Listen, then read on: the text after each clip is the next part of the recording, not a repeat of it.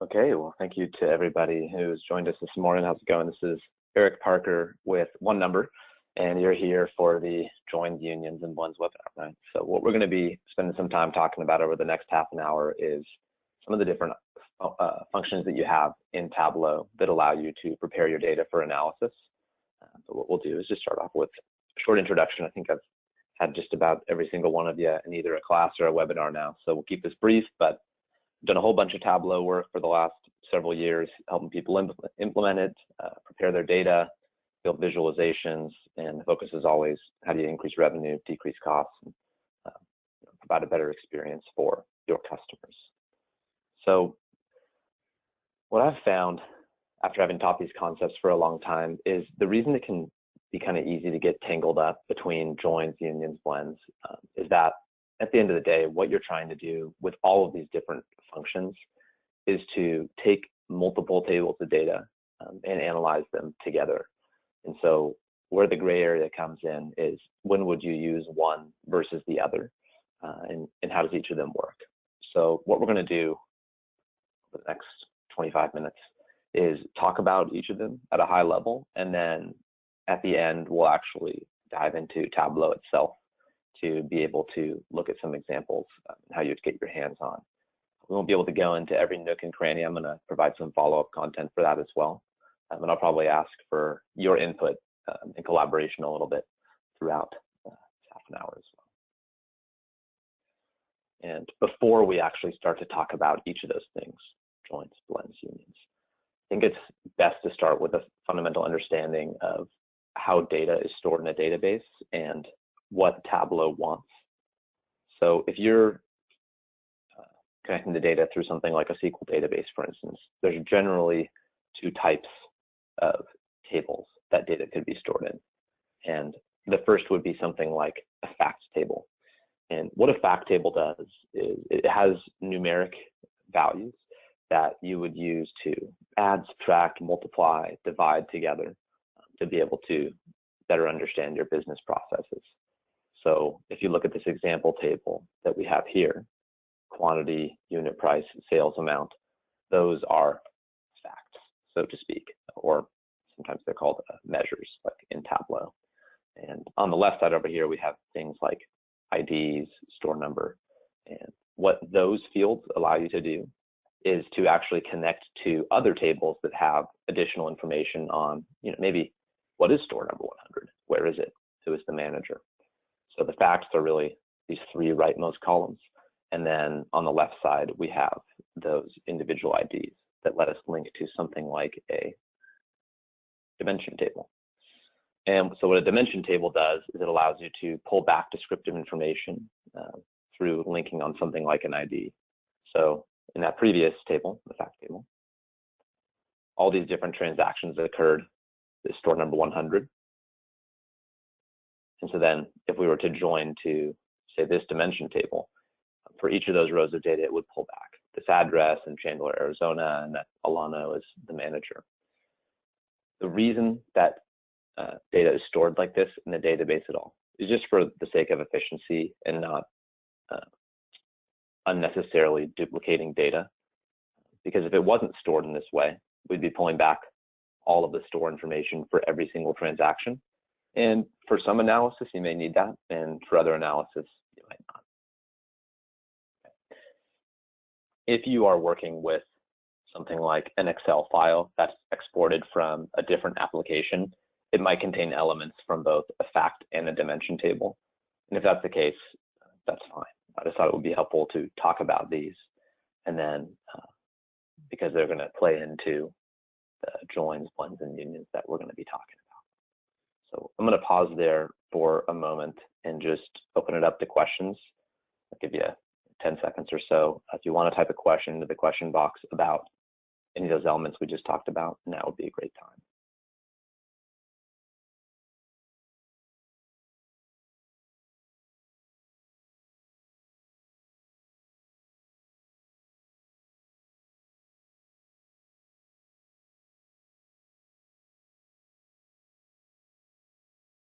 Okay, I'm not seeing asking anything, but I will check back in the questions again in a little bit. And if something comes up in the meantime, feel free to type that in and we can address it closer to the end. So we'll start talking about joins. Probably the most common way that you would combine two tables of data. And what you can do with the join is actually take two different tables of data and combine them horizontally on a shared dimension, or sometimes it is even multiple dimensions that are shared. So in the case of that fact and dimension table we just looked at, the shared dimension would be store number, and we could join on that. And one thing I want to point out is when we talk about just the word join in Tableau specifically, that means that you are combining two tables of data from the same database, meaning you're joining two worksheets from the same Excel workbook or two tables from the same SQL database. When you're performing a join in Tableau, there are four basic join types that you can choose from. So we'll walk through each of those just now, and then we'll look at some examples as well. So in a left join, you would be keeping all of the information from your left table, as well as any information from the right table where that shared field overlaps. Our inner join would be only keeping data from the left and the right table where the common key is shared. Our right join would just be keeping all data from the rightmost table and only data from the left table where the common key matches. And then finally, your outer join, what that does is it keeps all data from both tables. So it will join every possible row of data from one table to the other. And then anything that doesn't join is still kept, but just not linked. So to look at a couple examples of when you would choose one of these versus the other. We'll start with a left join. So scenario where this came up recently is we were working with a managed services company. Essentially what they do is they look out for other companies' printers. So they'll keep things like toner in stock and paper, and they'll replace parts if something breaks down. And so we'll say we have two tables of data. On our left side, we have a list of every single piece of equipment possible. And on the right side, we have basically the volumes that these printers have been running. So for instance, that very first row, that printer has done 600,000 prints. In this case, in the business scenario we were helping them with, we wanted a left join because they were creating quarterly business reviews to be able to show off to their clients to say, okay, you have 60 printers. Here's sort of the general health of your whole fleet. And what they wanted to do was to make sure that they kept printers, even if there were no volumes associated with them, because they wanted to say, well, of those 60 printers, 10 of them aren't active at all. They haven't done anything in this last year. Is that because they're broken? Is it because they're not performing what you need them to do? What's the reason for that? And that would give them a chance to either say, hey, let's just take it off contract, or let's upgrade it to something that's going to be a better fit for you. So again, we wanted a left join because broken down piece of equipment might not have any volumes associated with it, but we want to make sure we kept that for the business review.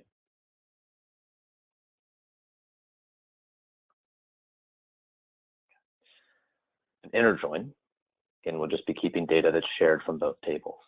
So this is those same tables we were looking at in the fact and dimension section. On the left side, we have a list of all possible, in this case, let's say restaurant locations. And then on the right side, we have information about items that were sold, what was the quantity, what was the sales amount. So in this scenario, we're working with a restaurant chain and helping them to create daily snapshot reports for their managers to be able to get a look at how did sales today compare to this same day last year, things like that. And what we didn't want to do was to be generating daily sales reports for stores that are closed or aren't active anymore. And so in this case, we did an inner join because, let's say, this is just obviously one really small snapshot, but let's say some of these stores are open and some are not. We wouldn't want to be pulling back information from the left table if there's no sales at that store.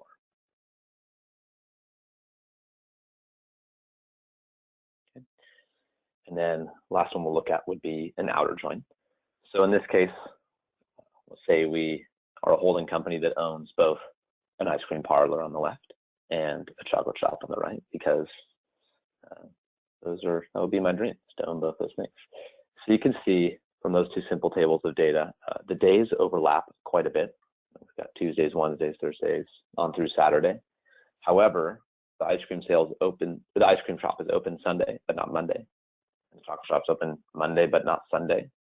So if we did something like an inner join here, our bottom 5 rows of data would be returned, but the top rows of data are not a match, so that data would be excluded. So in this case, we'd want something like an outer join, because that's going to connect those bottom 5 rows, and then those top 2 rows will still be included, but just not joined together. Okay. So that's our overview of different join types. A right join, we won't get into that as much because they're a little bit less commonly used, but it's just the inverse of a left join. When you hear the phrase cross-database join used, that's going to be for scenarios where you still want to use that join functionality, like an inner join or a left join, but you have tables that came from 2 different data sources. So let's say you have one table that's in a SQL database and another that's in an Excel file.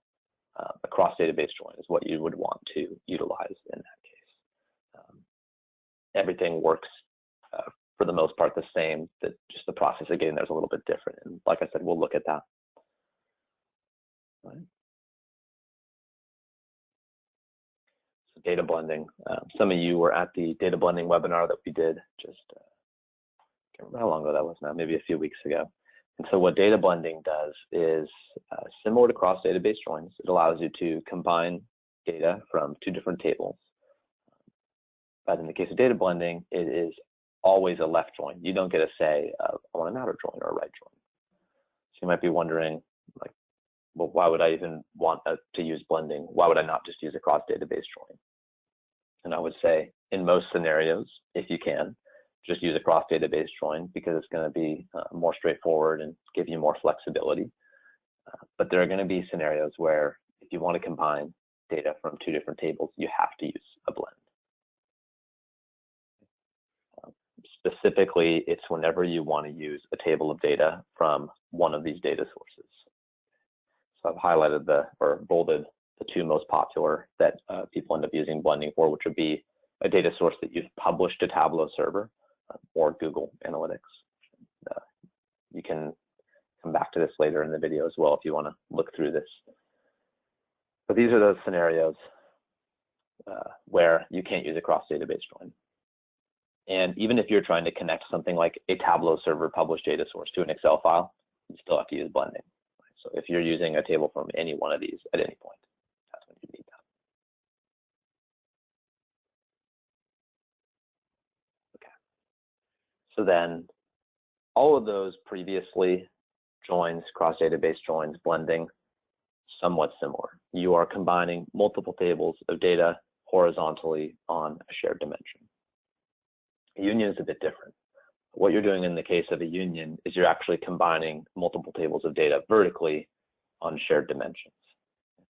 And when we use the term union in Tableau, that is going to be kind of like that word join. It's going to mean that both tables of data are coming from the same data source.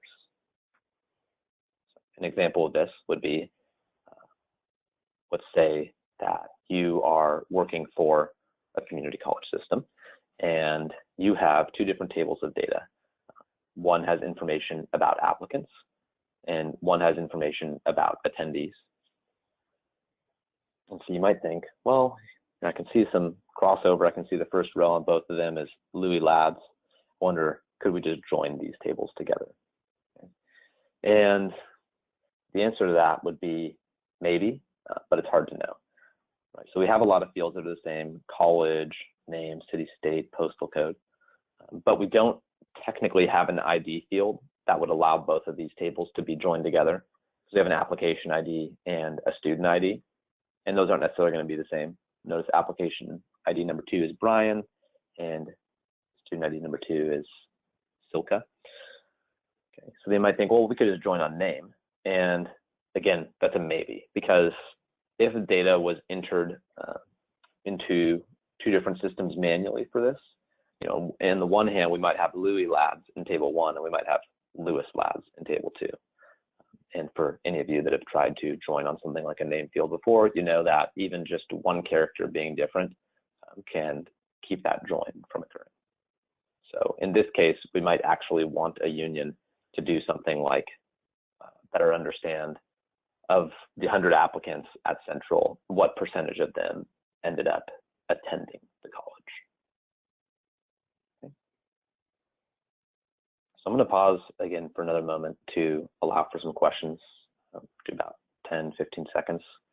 And then after that, we'll go ahead and actually get into Tableau and look at how these work.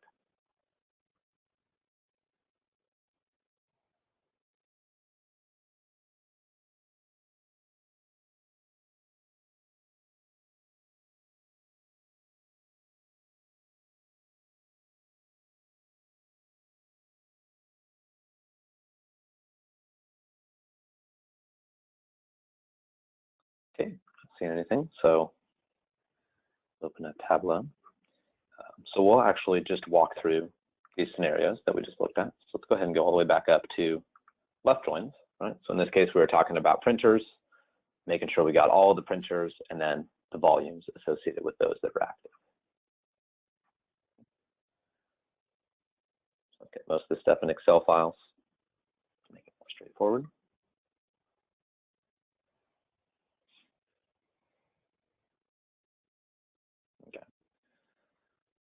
So in this case, I have my two tables. This one is just devices in general. Got 757 rows, and then this is volumes on those devices. And also 757. All right. So in this case, I'll go ahead and pull device dimension out here, and I'll pull device volumes fact, so the actual volumes that they ran. Okay, and let's go ahead and make sure that I do a left join to keep every single device.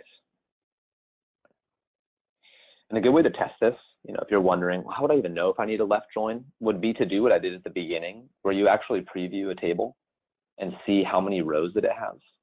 So 757. I know there's 757 unique printers in our system.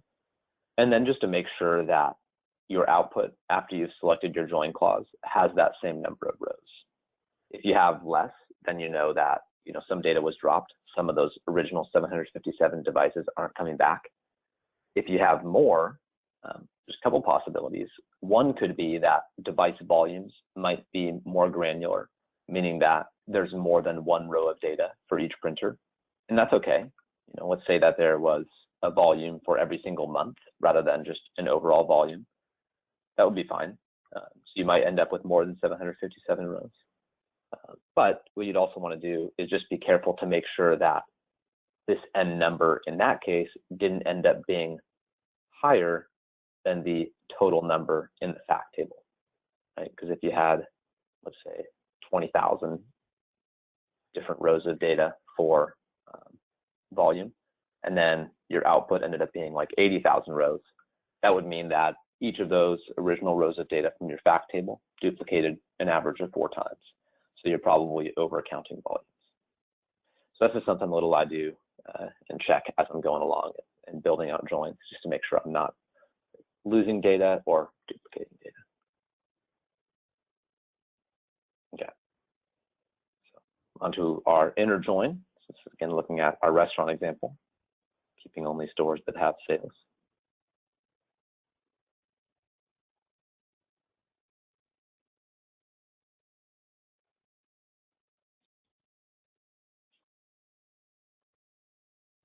So I'll start by pulling stores out here. You can see actually there's even information about whether that store was closed. That's helpful. Basically everybody's closed except for 2. Going through some downsizing. And we've got 19 possible stores and order details. This is going to be,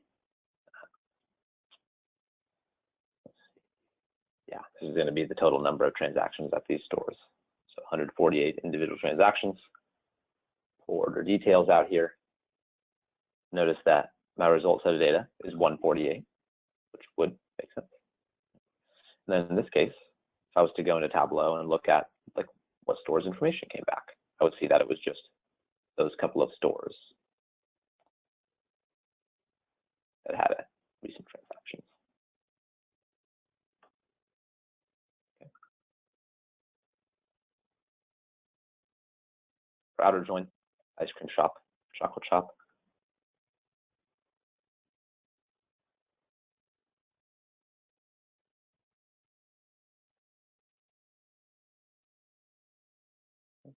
Go ahead and start with just chocolate over here. So we've got our 6 possible days, Monday through Saturday, no Sundays. If I pull ice cream out here, notice that Tableau generally defaults to an inner join. And what it's going to do is it's just going to search for a dimension that's shared between these two tables. So in this case, it goes, oh, both tables have a day dimension. Let's do an inner join on that. And then if you want to tinker with that, that would be done through this dialog here. So notice I've only got 5 rows of data in my result set, even though I have 6 in each of my tables. So in this case, I know that data is being dropped. So what I would do would be to select full outer join. And then notice my result set actually comes up to 7, which is what we would want, because you can see Tuesday through Saturday, all of those rows of data lined up. They're all joined together. Monday has its own unique row, and then Sunday does as well. And what I would probably do here, you might be wondering, okay, well now these fields are kind of disjointed, like day and this other day. What you could always do is just select the headers of both of these. Select merge mismatched fields. What that's going to do is combine both of those together. So now I've got Monday through Sunday as one column of data.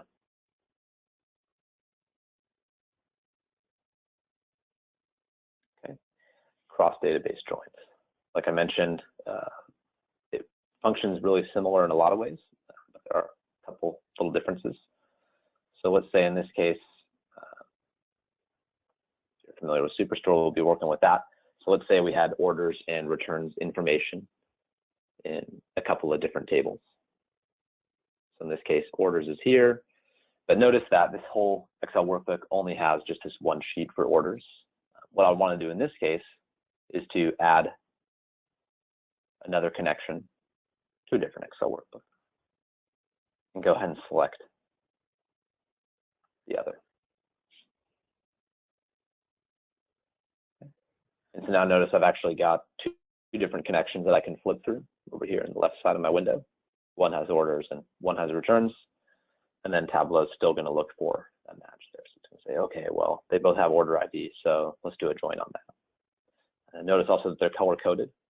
So orders table is blue, returns is orange. And that's really nice, especially when you have several different connections, just so that you can look out here into your view and see, okay, this has got an orange tab. That means it came from this table. Right? For all intents and purposes, though, everything else is the same here.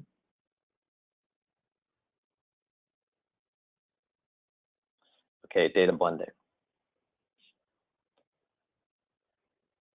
So similar scenario. Let's say I started with grabbing data from an Excel file. Well, let's say instead of that returns information being in MySQL, it is actually in a Tableau published data source. So check this out. When I select add connections here, there are a few that are grayed out: JSON, Tableau server, Firebird, Google Analytics. So you can't perform a cross database join with those data sources. So what I would actually do in this case, a little bit different, I'm going to select data on my toolbar and new data source. And now notice everything's available to me. So I could select something like Tableau server. And I need to sign in. Okay. Well, for the sake of time, pretend I signed in and grabbed that data. I'm just going to grab it from the Excel file instead right now. So it ended up pulling through as a second data source. But now instead of the data, or instead of two different connections showing up here, I can actually cycle through two different data sources at the top of this window. Okay. And then I would actually pull this information together from within Tableau. So the dialogue's a bit different. We did a whole webinar on blending just a few weeks ago, and I'm going to send out some information on that in a little bit, so that if you wanted to follow along and learn more about this, then you can. So in this case, this is what I just did there by selecting that link, was essentially creating that left join between orders and returns. So I could see something like, what was our total number of returns by category. Okay. And then last look-in will be at unions. So we'll just go back to that college example and say that we're trying to figure out, of, let's say, 100 applicants, how many ended up attending this college. So I'll pull college applications in here. And then I'm going to grab this attendees table and then hover just below college applications where it says drag table to union. And so what's going to happen is both these tables are going to be union one on top of the other. So basically, it's just one long table now. Let's scroll down, watch this sheet column here. Goes from college applications, and then eventually it will switch over to showing college attendees. So what I could do is something like this. Pull my college out here, and then see my count distinct of application ID versus my count distinct of student ID. So I can see that for South, for instance, 116 students attended out of 325 applicants. If I wanted to get into more detail on that, then I could create a calculated field as well. But we'll save that for another time.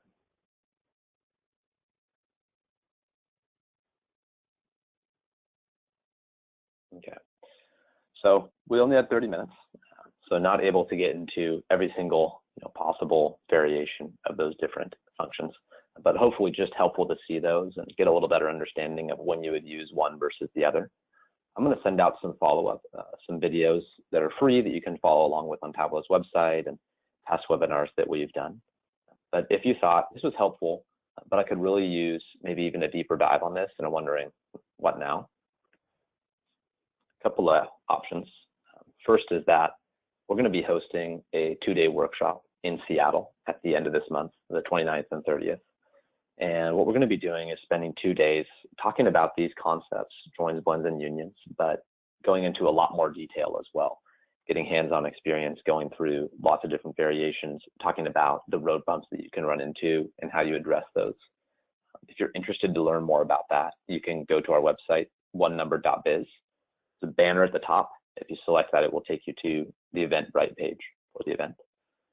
And if you just have a question about what we've just talked about now, that you'd like to have answered, now would be a great time to type that into the question dialog box, and we'll spend just a couple minutes addressing that for those that are able to stay on.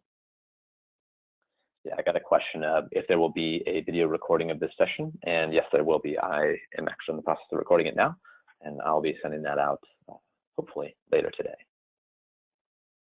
Okay, well, I'm not seeing anything else at this point. So if you are watching the recording or you'd like to follow up with an individualized question later, you're more than welcome to email me directly, and you can reach me at eric.parker@onenumber.biz. So for those of you that made it and have stuck it out for an extra minute or two, thank you so much for being here this morning. Fun to see some familiar names, and hope you have a great rest of your week.